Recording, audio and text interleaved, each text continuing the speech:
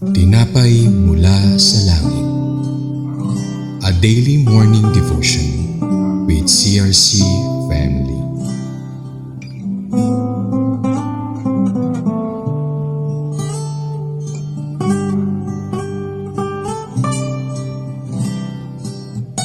Isang mapagpalang umaga mga kapatid. Ako si Sister Joanna Rizal Salieda ng CRC Chess Daughter Church, 13 Martires City, Cavite. Samahan niyo po kami sa ating programang Tinapay mula sa Langit, pang araw-araw nating devotion sa salita ng Diyos. Ngayong umaga ay matutunghayan natin ang Joshua chapter 1 verse 6 to 9. Ngunit bago po tayo magpatuloy, tayo dumako sa maikling panalangin. Aming Ama sa Langit, salamat po sa pagkakataong ito na pagnilayan ang iyong salita. Buksan niyo po ang aming puso at isipan upang maunawaan namin ang mensahe ninyo para sa amin. Gamitin niyo po ang talatang ito upang palakasin kami sa aming pang-araw-araw na lakbayin. Sa pangalan ni Jesus, Amen. Ang Bible verse po natin ngayong umaga ay ang The Conditions of the Promise of Victory sa Joshua chapter 1 verses 6 to 9 NIV. Joshua chapter 1 verse 6, Be strong and courageous, because you will lead these people to inherit the land I swore to their ancestors to give them. Sinasabi po dito na sinabihan ng Diyos si Joshua na maging matatag at matapang dahil siya na ang magiging leader ng mga tao.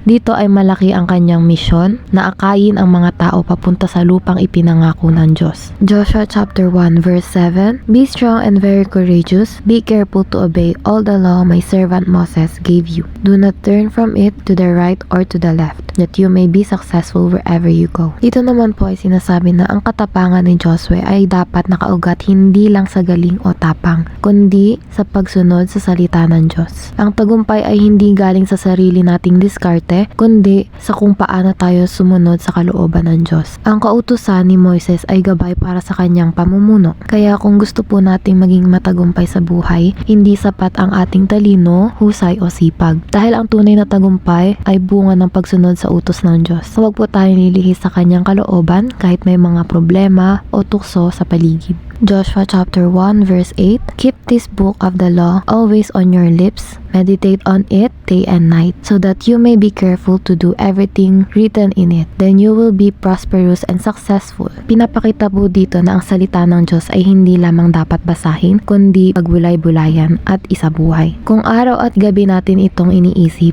ang direksyon ng ating buhay ay laging nakaayon sa kalooban ng Diyos. Sa ganitong pamumuhay, darating ang tunay na kasaganahan, hindi lang material kundi spiritual. Kaya dapat po nating gawing habit ang pagbabasa at pagbubulay-bulay ng Biblia, dahil ito ang susi sa buhay na may kapayapaan at tagumpay. Joshua chapter 1 verse 9, Have I not commanded you? Be strong and courageous. Do not be afraid. Do not be discouraged, for the Lord your God will be with you wherever you go. Ito ang panghuling paalala. Huwag matakot, huwag mawawala ng pag-asa, dahil ang Diyos ay kasama natin. Hindi niya pinangakong laging madali ang landas, pero pinangako niyang hindi niya tayo iiwan. Ito ang matibay na pundasyon ng katapangan, ang presensya ng Diyos. Kaya po, sa gitna ng mga problema, takot at kabiguan, tandaan natin, sa iyo ang Diyos saan ka man magpunta. Kaya't huwag kang panghinaan ng loob. Ipaalala mo ito sa sarili araw-araw. Ang Joshua chapter 1 verses 6 to 9 po ay malinaw na nagpapakita ng kondisyon ng pangakong tagumpay mula sa Diyos. Ito ay hindi basta ibinibigay kundi nakabatay sa tapang, pagsunod at pagninilay sa kanyang salita. Sa atin pong buhay, dumadating ang mga panahon ng pagbabago at pagsubok, bagong trabaho, bagong responsibilidad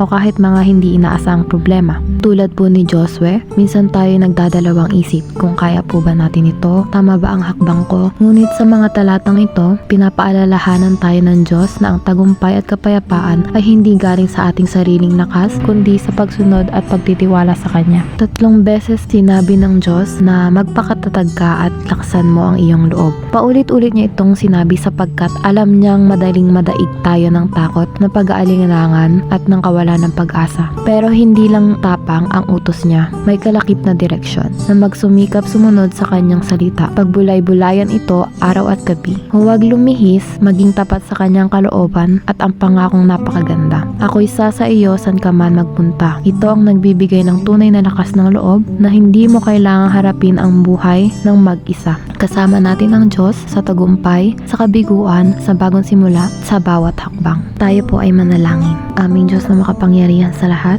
salamat po sa iyong salita na nagbibigay sa amin ng tapang, pag-asa at gabay. Tulungan niyo po kaming magpakatatag sa gitna ng mga pagsubok. Tulungan niyo po kaming mamuhay ng may pananampalataya at pagsunod sa inyong kalooban. Bigyan niyo po kami ng puso na masunurin at pusong laging umaasa sa inyo. Itinataas din po namin ang aming bansa. Gabayan niyo po ang aming mga pinuno at pagpalain niyo po ang mga kababayan namin. Naway maghari ang kapayapaan, katarungan at pagkakaisa. Salamat po Panginoon, sa inyo ang papuri at parangal, pangalan ni Jesus. Amen. Maraming salamat po sa inyong pakikibahagi sa ating programa. Lagi po nating pagnilayan ang salita ng Diyos mula sa ating puso dahil lubos ang magiging kaunawaan natin dito. Muli po ninyo na kaming samahan bukas sa pagninilay ng kanyang mga salita dito sa programang Tinapay Mula sa Langit. Malaya po ninyong i-share ang video na ito upang kayo rin ay maging pagpapala sa iba. Pagpalain po tayong lahat ng ating Panginoon. Magandang umaga.